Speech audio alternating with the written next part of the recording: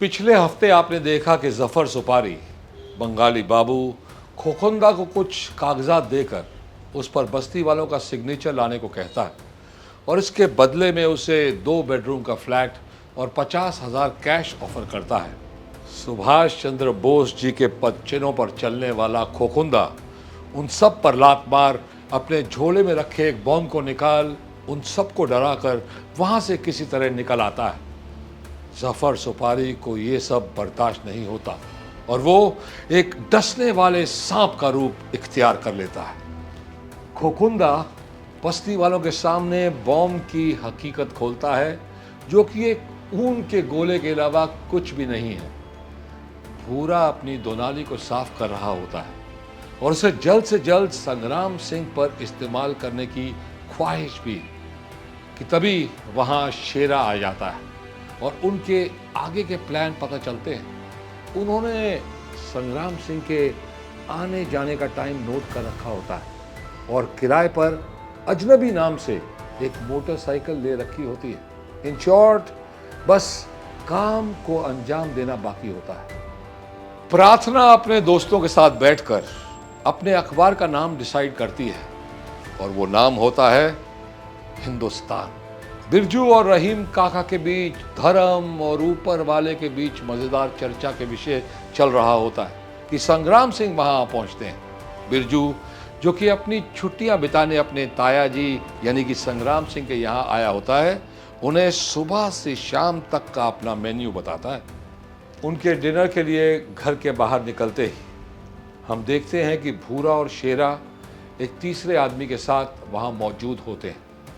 वो तीनों वहां का जायजा ले रहे होते हैं और संग्राम सिंह के बाहर निकलते ही वो तीनों घर के अंदर का रुख लेते हैं। अब आगे।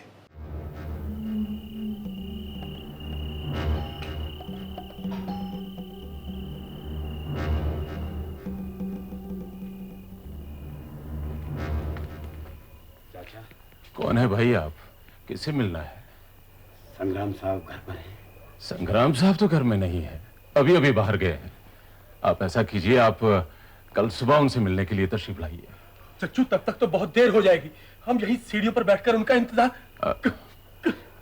या अल्लाह, अरे दोबारा मर गई, दोबारा पड़ गया। इनको ले आओ, ले आओ, ले आओ इनको यहाँ पे। अरे चाचा, लेट आओ। चाचा, पड़ गया, कुछ कीजिए चाचा। हाँ, दवाई दारू कुछ भी। मैं दूध ले आता हूँ। जल्दी जल्दी जल्दी कुछ भी लाइए। अल्लाह,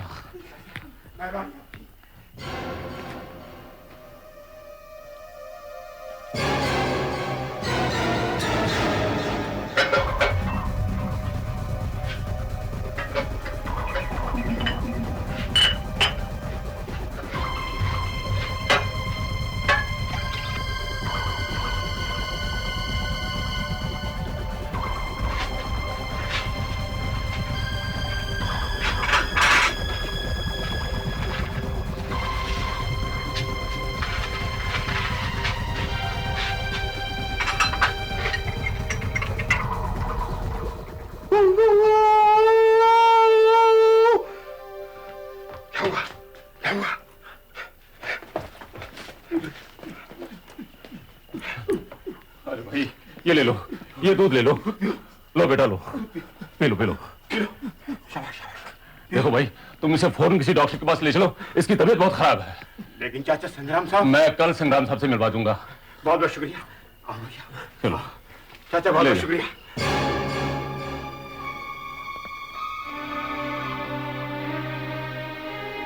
या अल्लाह,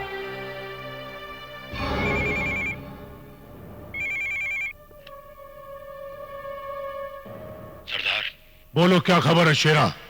सरदार, हमने संग्राम सिंह के घर का मुआयना अच्छी तरह से कर लिया है। उसका घर एकदम सुनसान जगह पर है। घर में कितने लोग हैं?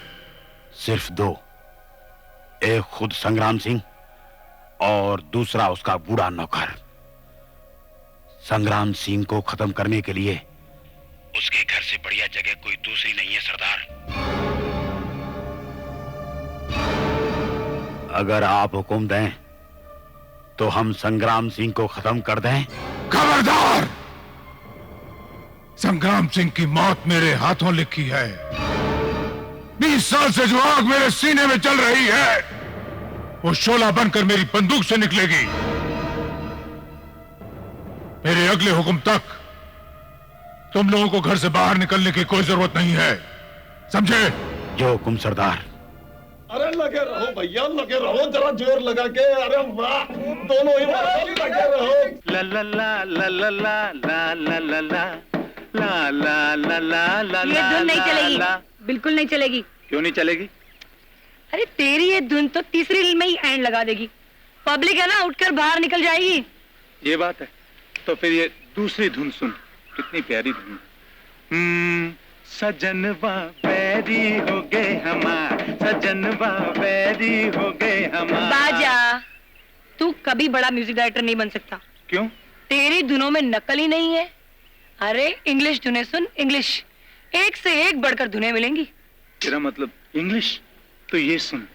1 2 3 बेबी आ जा, 1 2 3 बेबी आ जा, बेबी आ जा, बेबी आ जा, बेबी। अरे लगे रहो भैया, लगे रहो, जरा जोर लगा के। दोनों ही लगे रहो। अरे दैया! हे भैया, तनिक उधर तो देखो।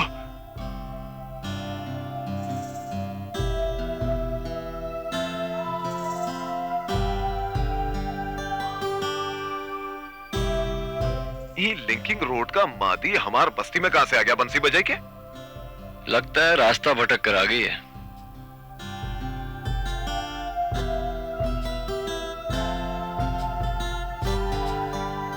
एक्सक्यूज मी, क्या आप लोग इसी बस्ती में रहते हैं?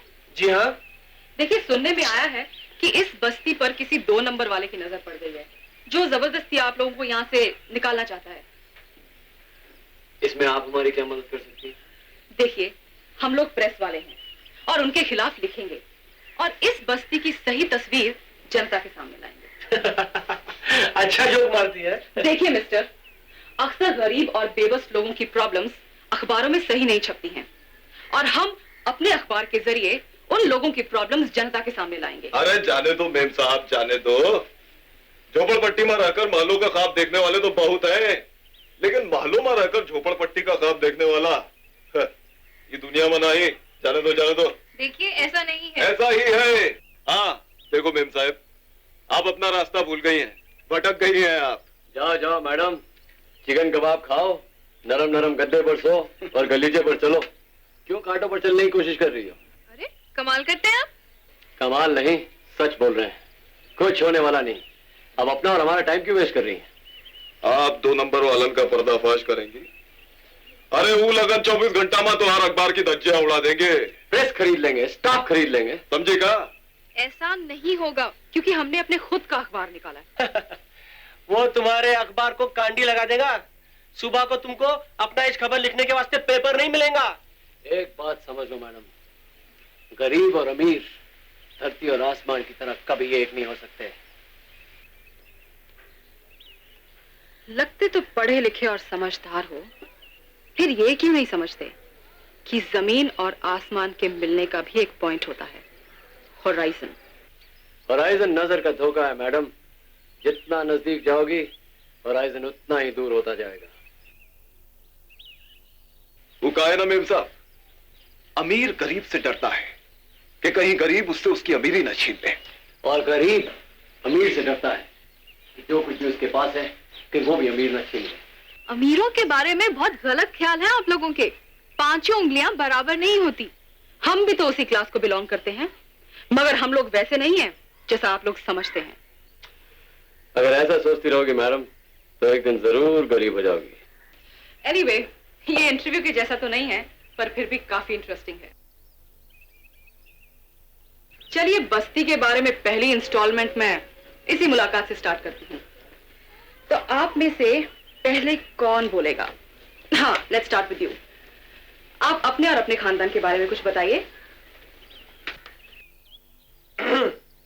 मैडम, हर गरीब की एक ही कहानी होती है, मजबूरी। फिर भी अपना और अपने बाप का नाम बताओ।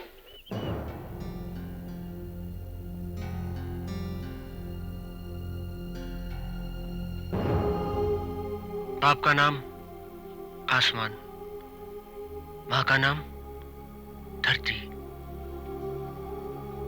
और अपन का नाम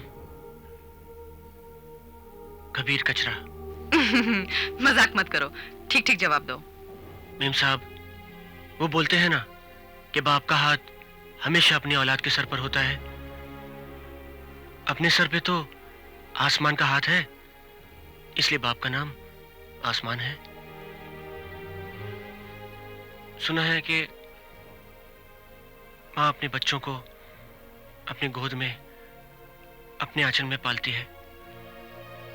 अपन को तो इस जमीन ने, इस धरती ने अपने आंचल में पाला है, इसीलिए माँ का नाम धरती है। अपन कचरे में पाया गया था ना, इसलिए अपना नाम कबीर कचरा है।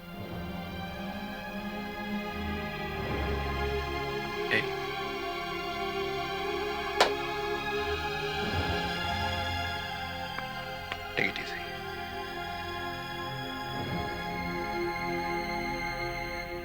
ए भाजा, ये लौंडे लौंडियों से तो चिपके ही थे, लेकिन ये लौंडियां क्यों इनसे चिपक गई?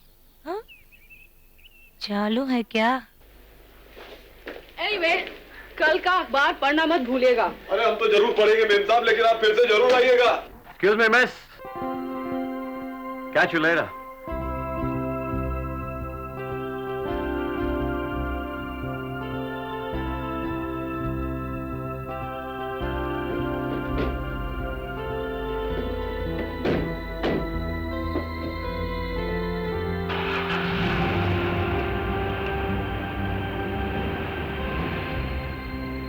जयराम जी के, अरे क्या कर रहे हो भाई? ये क्या लड़की थी? अरे कमाल की लड़कियां हैं, इतनी अमीर है फिर भी गरीबन की आन बचाने निकली है। चल जाएगी यार। मगर यार कुछ भी बोलो, क्या लड़कियां थी, एकदम झकास। अबे एकदम मस्त थी, तो गया क्यों नहीं अपनी अम्मा के साथ? हाँ, क्यों? जल गई ना? जले मेरे दुश्मन, सारा दिन तो नारंगी नारंगी करता रहता है, और जरा सी गोरी चमड़ी क्या देखी कि लगा मदारी के बंदर की तरह उछलने। हाँ, कौन मैं? अरे हवाने दे, हवाने दे, वो इच मेरे पे लाइन मार रही थी। अच्छा, जरा बकवास मत कर क्या, नहीं तो ये बोरी में डाल के तेरे को कचरे के डब्बे में फेंक के आऊंगी। देख नारंगी, इस गोनी में क्या है? कचरा है ना? इसका मतलब तू कचरे वाली हुई। फर्क सिर्फ इतना है कि मैं कचरे में से आया हूँ और तू कचरे में गई। मैं कचरे से आया हूँ और तू कचरे में गई। साला मेरे को कचरे वाली बोलता है, तेरी तो